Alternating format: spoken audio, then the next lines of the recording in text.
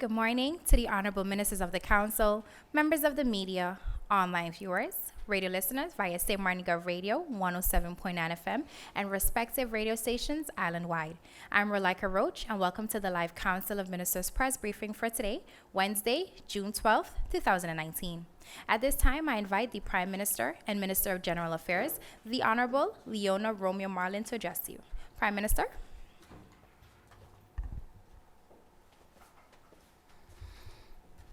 Good morning to all my colleagues, ministers, and members of the press. Good morning, St. Martin. I have three announcements this morning. On behalf of the government and people of St. Martin, it is deep sadness and heartfelt feelings that I extend my condolences to the family and friends of the deceased French-Canadian citizen who succumbed to fatal injuries suffered during the unfortunate and senseless shooting that took place on June 5, 2019 in Beacon Hill. Our country, St. Martin, mourns with its daughter, the family and friends during this period of bereavement. The justice system on the island has their full attention on this case, as we do also understand the impact that this has on our one-pillar economy. The government of St. Martin hereby invites you, the public, to participate in its Hurricane Expo 2019 awareness campaign and outreach series of community evenings under the theme of Ready, Set, Prepare. The goal of the Hurricane Expo community evenings are designed to raise the awareness of the public in order to make the necessary preparations before the peak of the hurricane season 2019. The first community evening was held at Simpson Bay Community Center, and there are 3 more sessions that are planned. The second community evening will take place tonight at John Larmany Center at 7:30 p.m. and is catered to the community and districts in the surrounding areas, such as Sucker Garden, Bush Road, Point Blanche, and Cahill. The next 2 sessions will be held in Dutch Quarter Community Center on June 18th, and the last session is scheduled for St. Peter's on June 20th at the St. Peter's Youth Community Council. The Hurricane Expo Community Evenings are a precursor to the large Hurricane Expo 2019 that is scheduled to take place on June 22nd from 10 a.m. to 4 p.m. on the Clem LeBager Square parking lot in front of the former Government Administration Building in Phillipsburg from 10 a.m.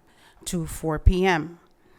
The idea behind the Ready, Set, Prepare Hurricane Expo 2019 is to create a one-stop shop for the community to obtain useful information on hurricane preparedness by service providers, government entities, and NGOs. If you are interested in participating in the Hurricane Expo, participation is free. Prospective participants can pick up a Hurricane Expo registration form at the front desk of the Government Administration Building lobby in Phillipsburg. Lastly, tomorrow, June 13th, the government of St. Martin will be observing Flag Day with a sunrise and sunset ceremony at the Colbay Flag on the Hill at 6 a.m. and 5 p.m. respectively.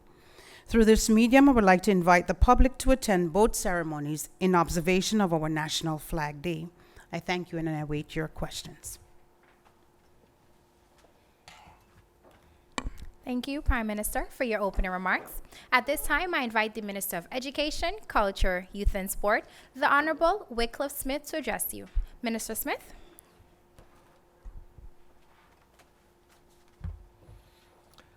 Thank you very much, Ms. Roach. Good morning to all, to the Honorable Prime Minister and colleague ministers, to the Department of Communications, members of the press, as well as all who are listening or viewing via radio, television, or social media. Good morning, Sualiga. This afternoon will be the start of a 3-day training workshop for the Business Outreach and Placement Program, the BOP program as we call it. And this program is coordinated by the Department of Youth, and it is dedicated to placing exam and pre-exam students of the secondary schools, as well as students of the tertiary education level in a 4 to 6 weeks summer job during the month of July and August. This training provides the students with the skills and the motivation to do their best on the job, should they be placed at a government or private sector organization. I wish all the participants much success. Last week, my team and I received a presentation on the outcome of the audit, which was conducted at the St. Martin Vocational Training School. Discussions have been held with all stakeholders at the school: teachers, the management, students, and parents, and much background information has been gathered. At this point, the way forward is being planned with the team from the school, along with the change coordinator, Mrs. Patricia Phillips Lawrence. All parties involved are currently being sensitized to the improvements desired for the school and how we intend to achieve these. The proposals for change will take effect in the new academic year 2019-2020. We look forward to better operations and to an improved teaching learning environment for all at the school. As I share these projects with you, I am reminded of the implications of the 2019 parliamentary budget debates being delayed. The Ministry of Education, Culture, Youth and Sport is waiting to present a budgeted amount of 123.4 million guilders, which is approximately 25% of the national budget.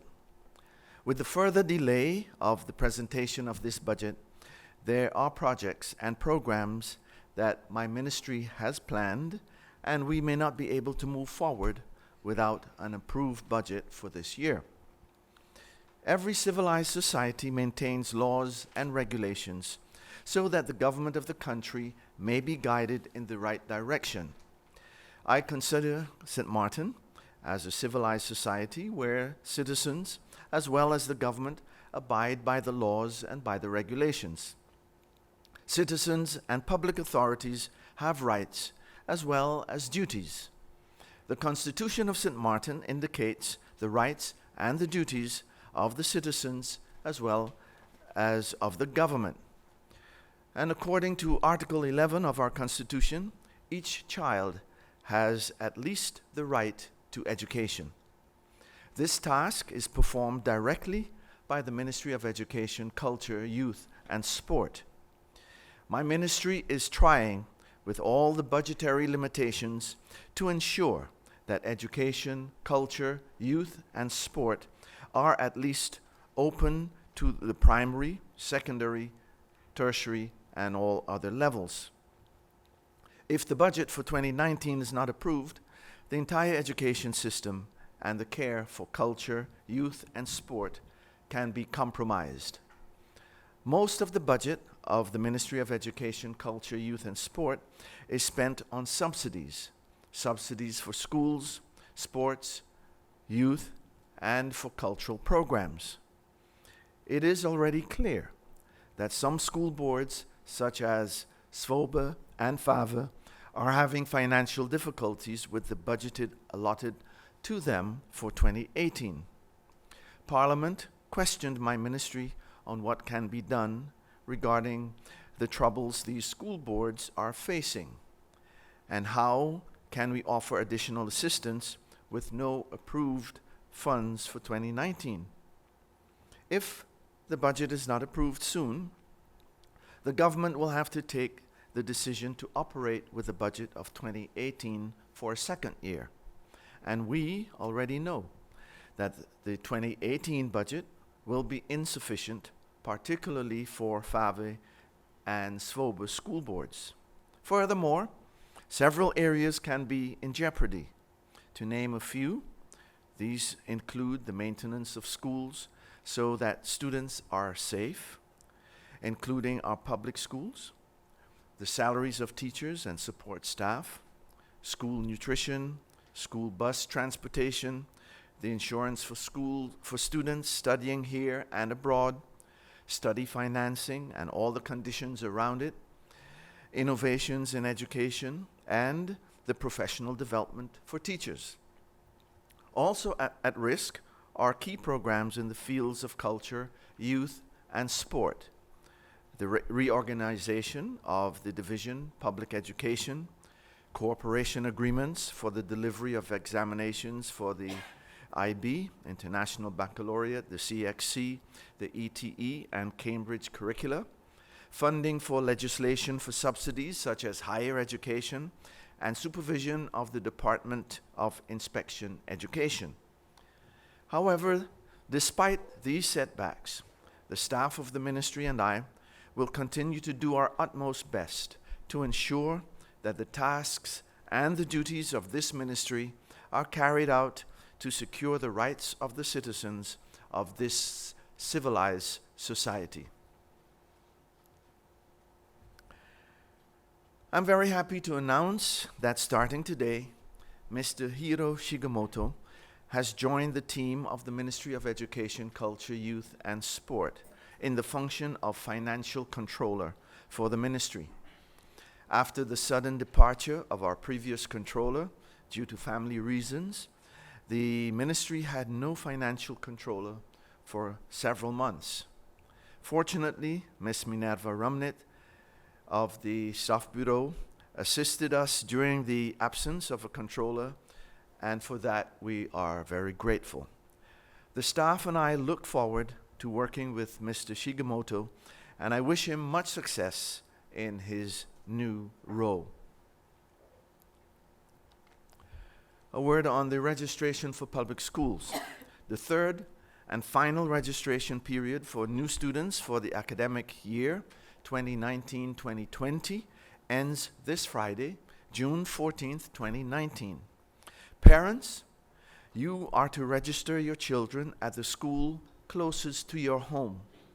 The schools processing registrations are Ruby La Vega School, Marie Genevieve de Weaver School, Martin Luther King Jr. School, Leonard Connor School, and the Oranje School.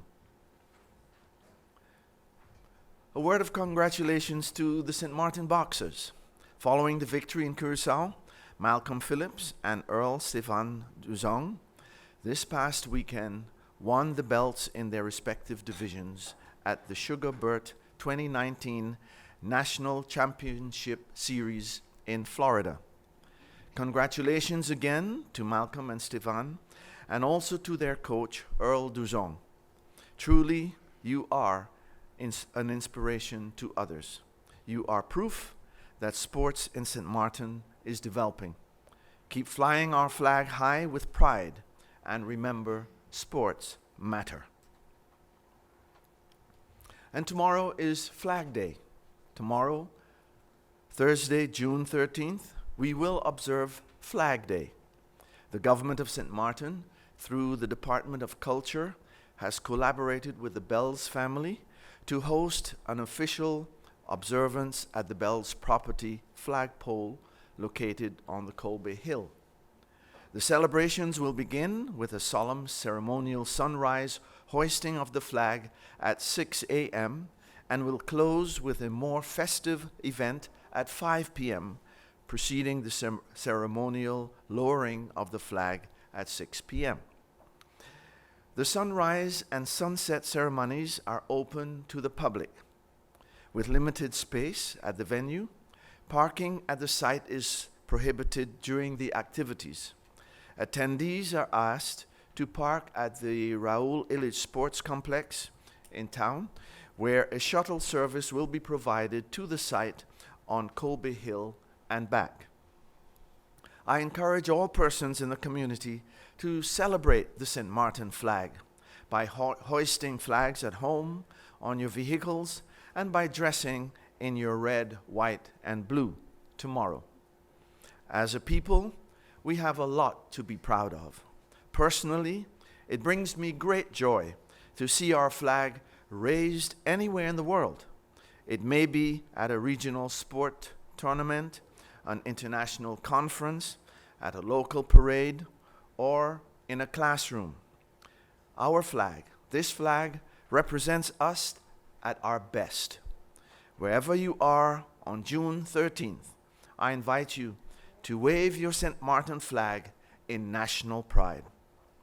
For more information about the flag event, you can contact Ms. Clara Reyes, head of the Department of Culture, at clara.reyes@stmartingov.org or via telephone at 520-5340.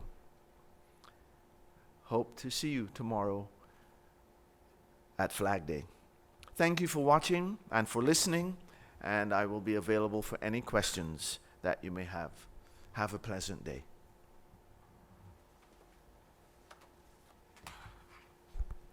Thank you, Minister Smith, for your opening remarks. At this time, I invite the Minister of Tourism, Economic Affairs, Transport, and Telecommunication, the Honorable Stuart Johnson, to address you. Minister Johnson.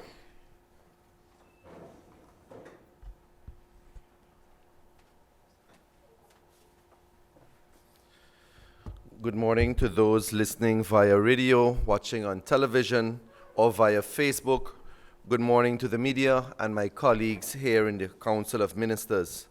Permit me to once again convey my sympathy and wishes of strength to the family and friends of the French-Canadian visitor, Sylvienne Valdé, whom recently passed away due to the recent shooting incident. I call on the community at large, if you're aware of any information, to step forward and support the ongoing investigation by our police department. It would be remiss of me not to once again make the call, which I made in my first days of office, to clean up this country of ours. It remains vital that we as a nation continue to clean up along the roadsides and into our districts, as well as the car racks and containers. It also beckons me to ask, how long will the former Today newspaper continue to look like an eyesore in our nation's capital? On another note, I must convey some of the ramifications for not having an approved budget for the Ministry of TIAT. For the Statistics Department, as you're aware, the Statistics Department has prioritized the population census planning and budget preparations in 2019. As a pre-census activity, the Stat Department, in collaboration with the Ministry of VSR, is preparing to launch in July upcoming a household listing survey where all housing units will be mapped and a short questionnaire will be conducted with households. There is a 4-year license program being offered, especially to countries who implement their census in the 2020-2022 round upcoming. A delay in the 2019 budget will affect Stat's ability to access funds from the capital budget in order to pay for the first installment for the software licenses. These licenses are necessary for the project to start within 3 weeks' time. In terms of the operational budget for the Stat Department, funding is also needed and needs to be available for its research budget post to pay for a new hire, field work project manager. This vacancy post will be filled with a 3-year contract directly from Stat's operational budget. This position is urgently needed to support the 2019 surveys within the department. All other research planned on our 2019 work program are contingent on available financial resources to fund especially the data collection phases. Budget ramifications under the inspection department. As personnel costs were already arbitrarily cut from the department's 2019 budget, there is further impact into the delay in a budget approval on the personnel side. However, from the material cost side of the budget, the department has the following objectives which is being impacted. First, a 6-year customer service training and report writing course that is to be administered by the University of St. Martin. This is a priority for institutional strengthening and capacity building. Second, the approval and commencement of the writing of key legislation for the ministry and to improve and enhance enforcement of the following: Motor Vehicle Inspection Ordinance, Ordinance to regulate passenger transport motor vehicles, ordinance to regulate passenger transport permit holders, ordinance to regulate driving schools and driving instructors. Given that these ordinances are between 30 and 50 years old, they no longer adequately address the realities faced on St. Martin. It is imperative to start drafting new legislation, as the existing legislation does not provide enough tools to address the criminality, advancements in automotive technology, societal and environmental concerns in transportation. Also, unable to hire a quartermaster for our gaming control board, or that will be significantly delayed. In regards to the Department of Economic Affairs, due to the high volume of printing that the department does, the department has, of course, and had to budget for ink, as it's often unable to secure such from facility affairs. Delaying the budget would therefore, as a consequence, delay the issuance of the licenses due to the unavailability of resources. For the Department of Tourism, the ramifications of delaying the budget is that projects are delayed, such as the Tourism Awareness Program in the community, codes of conduct for the beaches to ensure we keep our beaches clean, for marketing various cooperative marketing campaigns with stakeholders such as Expedia, TripAdvisor, and airlines would also be significantly delayed. Services of our representation firms in the US and Benelux are in danger, so very little activities are being executed, also due to the delay of payments. In addition to that, unable to support or delay decision-making to the revitalization of Phillipsburg plans, which was scheduled for July 2019, Cope Avant, Jazz on the Board, Qualici Best Weekend, and many others to increase activities in the summer. The Tourism and Economic Stakeholder Summit will also be delayed. Under the Department of Civil Aviation, signing the air transport agreement between St. Martin and Brazil is scheduled to take place in the beginning of July. And simultaneously, we are planning to meet with Copa Airlines. Please note that this meeting with Copa Airlines was already delayed 3 times, which does not bode well for our representation as a critical partner. The Met Office. Capital investment in the weather radar program could pose a problem, and in addition to those ramifications, failure on being able to provide technical support project with SOAB will delay the process. Second, unpredictability of being able to attend critically important meetings for civil aviation and maritime, the Met Office, tourism, and policy departments. And lastly, unable to execute and constant delaying of important fact-finding missions to pursue our diversification efforts. At this time, I look forward to any questions from the media.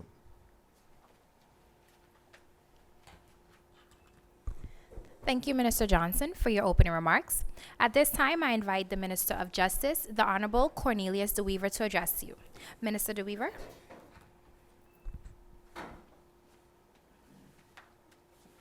Good morning. Thank you, Ms. Roach. Prime Minister, fellow colleagues, media, good morning, St. Martin. You may have missed me for a couple of weeks, and I just want to give you an update of where I've been and what I've done. In May, I led a delegation to Cuba to attend the 41st Caribbean Customs Law Enforcement Council Conference. That was held from May 20th to the 24th. And during this time, I signed a treaty establishing the Caribbean Customs Organization. The theme of the conference was Unity, Today, Tomorrow, Together. I believe this objective is for the Caribbean region to raise awareness of customs and to support each other nationally and regionally in the field of customs. The week after, I attended the CFATF, the Caribbean Financial Action Task Force session, which was held in Trinidad. I led a delegation that included the head of the Financial Intelligence Unit, the Secretary General, Chief of Staff of the Cabinet, as well as representatives from the Central Bank. The legislation that we had to pass and that's being referred to is a draft national ordinance to amend the national ordinance of the obligation to report cross-border money transfers, the national ordinance Financial Intelligence Unit, and the national ordinance to prevent and combat money laundering and terrorism financing, which were adopted by Parliament respectively on May 8th, the 14th, and the 15th in 2019. First of all, let me just say thank you to all members of parliament who voted for these laws as well. I believe it showed a lot of maturity where we were able to work on amendments together. So even when the cameras were off, there was a lot of walking back and forth between the MPs and myself as well as the staff to make sure that the changes needed to pass these laws were actually done. I believe this type of maturity sets a tone as we move into our budget debates as well, that we can all work together. The CFATF in its proceedings acknowledged that while St. Martin has made progress on the legislative front, it is still not being enforced, and thus the island has not successfully addressed the anti-money laundering, combating of financial terrorism for deficiencies. However, as a result of the presentation given by myself as well as my delegation, St. Martin, in a narrow vote, avoided a public statement being placed by the CFATF and has until November 2019 to ensure that the recently passed laws are being enforced and that the other deficiencies are remedied. An issued public statement would have undoubtedly negatively affected the slowly recovering economy and rebuilding of St. Martin. This would have also exacerbated the pressure on St. Martin, as already experiencing under the de-risking policies, meaning that it might have become even more difficult to attract or even retain, for example, correspondent banking relationships. It would have made doing business with other countries and financial institutions based in other countries more difficult, including the promoting of foreign direct investment. Having the name of St. Martin out there in a negative list would have definitely affected our overall brand, which is our tourism product. Between last week and yesterday, two laws were presented to the Council of Ministers. One is the Penal Code, and the second one is the Code of Criminal Procedures. Both laws were approved by the Council of Ministers, and they are on their way to the governor, who then has to send it to Parliament, where then a central committee meeting will be scheduled, followed by a public meeting, and we look forward to that process taking place quickly. On my return on June 3rd, I formally signed the ministerial regulation establishing the function book for the police force to be retroactively enforced as per June 1st, 2019. The legal provision was provided to me according to Article 31, paragraph 3 of the Beside Exposities called Politie St. Martin, and that was utilized. On June 10th, a follow-up meeting was held with the unions. That was on Monday, regarding the function books and their exposition, in which the project team provided information and updates. The NAPB, the AVO WICSU PSU, and the CCSU, which is also known as the HIWA, were in attendance. Many of the concerns, questions, and general clarity was provided. I'm committed to continue to involve the unions throughout this process. While the road ahead may have a few bumps and bends, I truly believe that through steadfast vigor and good planning, we will achieve the resolutions. This is the foundation for an even stronger police force, and we will continue to grow. Last but not least, we have sent a request for assistance from UNOPS, which is the United Nations Office for Project Services. They will be assisting us with the detention center and making sure that they are properly assessed, as well as all the proposals that were there or all the plans that were there to also have those evaluated to determine exactly what the current demand is and what the future needs will be. They have a lot of experience in this, so we look forward to working with them as well. These have been my opening remarks. If you have any questions, I'll be glad to answer them. Thank you.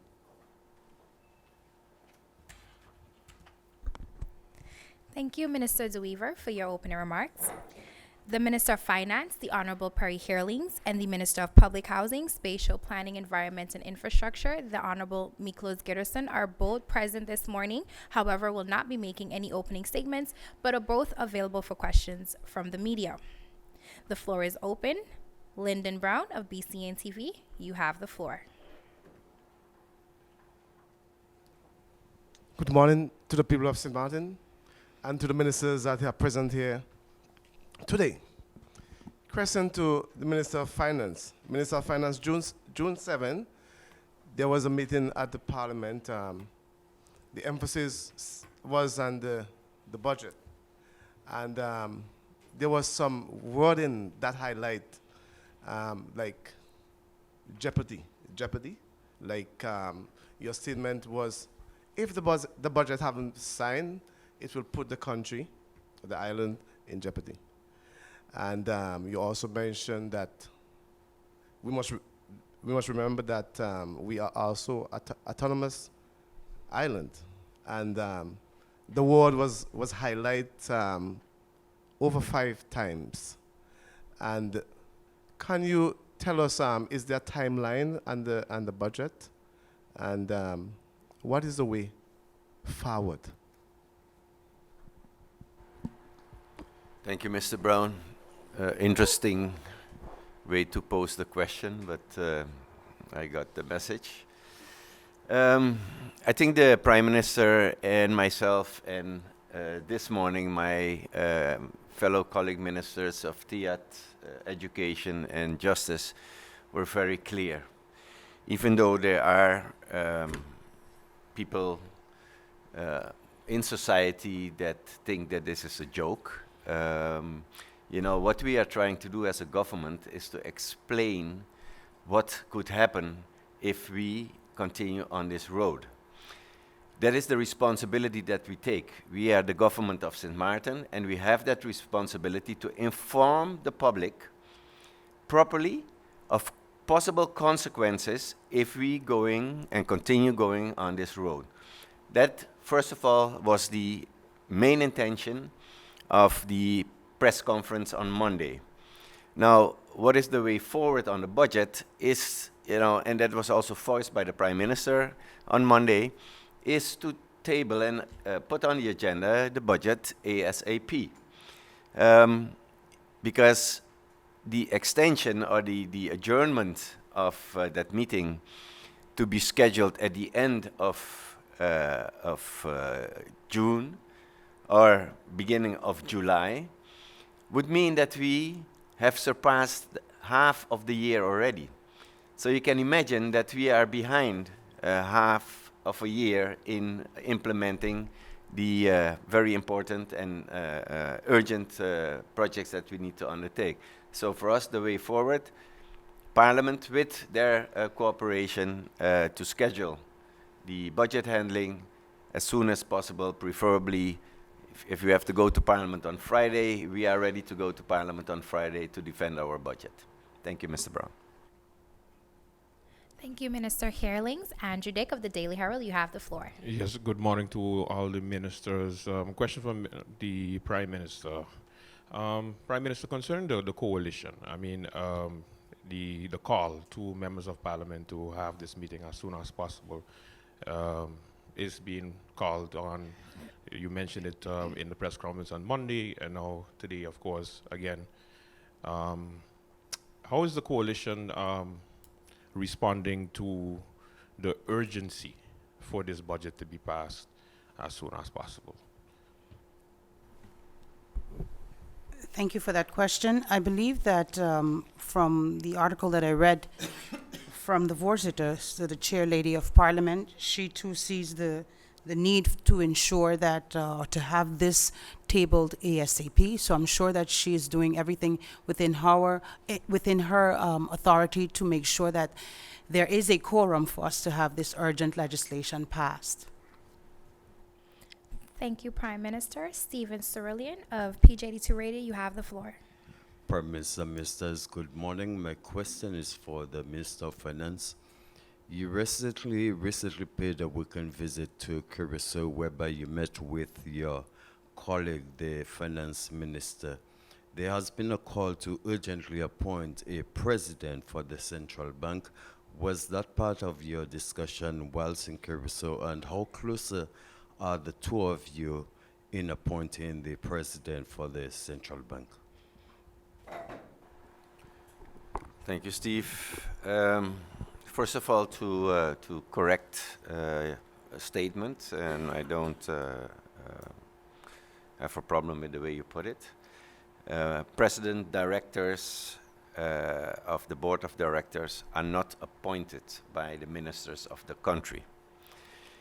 The supervisory board of the central bank is the one that comes with recommendations based on the knowledge that they have and the best suited candidate, and that those presentations of possible candidates will then go to the respective governments of both countries, and decisions are being taken in the councils of ministers, yay or nay, and when it's a yes, then they proceed with the appointment. Now that protocol has been taken into consideration for all three members of the board of directors who are already appointed, Mr. José Shadim and Mrs. Leila Matroos. Now the president has also been appointed or approved pending the screening from the respective secret services. That process is ongoing, so as soon that is concluded, I assume that the gentleman, Mr. Tra, will be appointed as the interim for a maximum period of 3 years as the president director of our central bank. Thank you. Thank you, Minister Heerlings. We now move on to the second round of questions. Lyndon Brown, you have the floor. Question to Minister of Justice. Minister of Justice, you have promised to weigh in on the violent shooting that happened days ago. Is it not a good face for St. Martin, Minister? And while families are hurting and in pain, Minister, weighing on this incident, please say something to St. Martin and to the family. Thank you, Mr. Brown, for you. First of all, let me just say, any senseless act like that, of course, has my full attention to residents as well as to visitors. Understanding the impact that it will have on our product as a single pillar tourism industry, we understand the need to have this as well as all crimes resolved. We have invested a lot into our security systems, whether through the CCTVs or the surveillance camera project, and expanded that. Hiring new recruits has also been done. On Friday, we are going to be signing a protocol with all of the law enforcement agencies about working together. And I think these type of actions shows that we are cramping down on many things. There is a zero policy tolerance on anything with crime. Again, we sympathize with the family and the friends, of course, and we, of course, want to address this crime as well. I know that the chief of police, as well as his entire staff, are working around the clock to resolve this crime as well, and we look forward to them doing so in an expedient way, but we need the public to assist us with this. We cannot do it all alone. And for those who have any information, please use the hotline. It's anonymous to provide your tip. I believe that together we can resolve this as well. Not just this crime, but other crimes as well, because we have to understand the impact that this has on our island. St. Martin has been known to be the friendly island, and without the police, we cannot provide safety and security to everyone. So it has to be done jointly, and we need the public to assist us with that. Thank you. Thank you, Minister DeWeaver. Andrew Dick, you have the floor. Yes, question for Minister Gitterson. Concerning the court case last week, your verdict, do you believe that you owe a statement at least to the public concerning the incident that took place with you? Can you repeat the last part of the question? Okay, so do you believe that you need to give a statement to the public concerning that personal incident? Thanks for the question. At this point, I cannot because of the case still ongoing with my lawyers, especially my lawyers advise me not to speak about the case as yet, so I will be speaking on the case once I get the okay, but at this point, no. Thank you, Minister Gittison. Stephen Cerulean, you have the floor. Thank you, Ms. Roach. To the Minister of TIAT.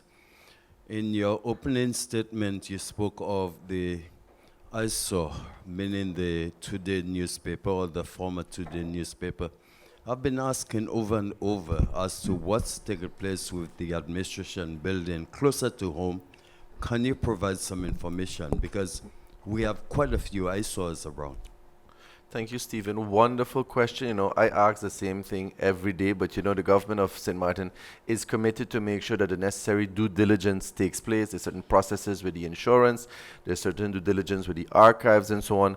So my colleague, Minister of Vrami, has been diligently monitoring and making sure that those processes takes place, and I'm sure he'll be able to elaborate further in regards to an exact target date for what would possibly be the demolition of the building, which I hope, we hope all of us would be within short.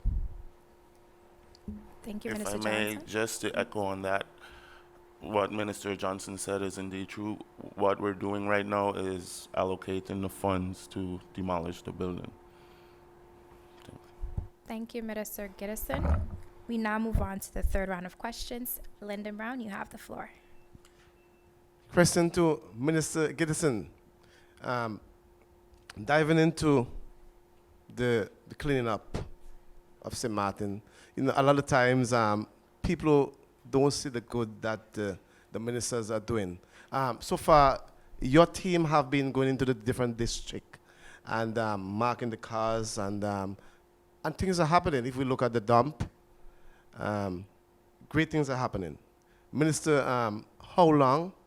Do you have a timeline, and where you're gonna have these cleaning, these wrecks? Thank you, Mr. Brown, for noticing the work that has been put in, and the fire being less challenging than last year, I should say, the fires. Yesterday I approved, or Monday I approved the official schedule for the cleanups. I was going to bring it out today, but we still need to do some due diligence on it. So by the end of this week, you would have a complete schedule on the cleanups that's going on for the hurricane season. That answers your question? Yes? Okay, thank you. Thank you, Minister Gittison. Andrew Dick, you have the floor. Minister Gittison, the Wantete Loke statue, it's been missing for quite some time. Do you know where it is? Thank you for that question, Mr. Dick. I do not know where the wanted is. I think Minister... No. Thank you, Minister Gittison. Stephen Cerulean, you have the final question. Thank you, Ms. Roach Gittison. You said that you are currently working towards allocate a budget to demolish the building. Approximately how much is needed to go through this process? Thanks for the question, Mr. Cerulean. The exact figure I do not know, so I would not scat and give you a figure right now. I know that one was approved, I think 2 years in 2017, but because 2018 last year it was approved, but because we're working in a new budget year now, we would have to relocate to see if those funds are still available or where we can get to continue the job. Thank you. Thank you, Minister Gittison. Honorable Ministers of the Council, members of the media, online viewers, and radio listeners, this brings us to the end of the Live Council of Ministers press briefing for today, Wednesday, June 12, 2019. For rebroadcast, tune in every evening at 7 p.m. on St. Martin Cable TV. For video on demand, log on to the official government's website at stmartingov.org. On behalf of the Department of Communication, I'm Rolika Roach, and do have a pleasant day further.